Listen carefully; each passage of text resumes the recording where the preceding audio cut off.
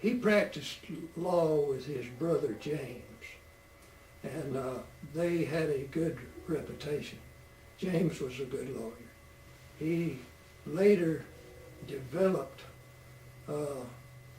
arthritis to the extent that it completely crippled him. And Tom, he got to where he could not get in and out the car or get off the steps at his home to go to his office.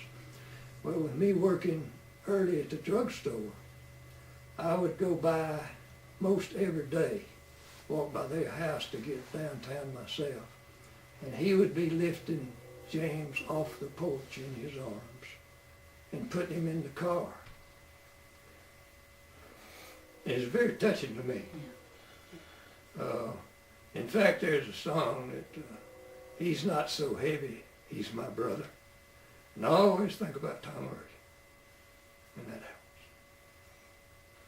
He idolized him, and but he also was his caregiver, to use a modern day term. He was his caregiver in many ways.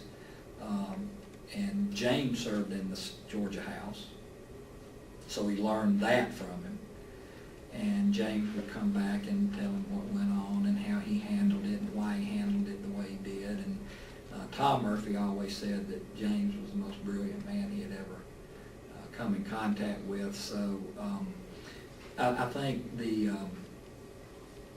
fact that he had to care for him in addition to just being his little brother shaped him tremendously, and I know it shaped him in terms of how he viewed the positions he took on certain issues. He had a great capacity to care for people that couldn't care for themselves.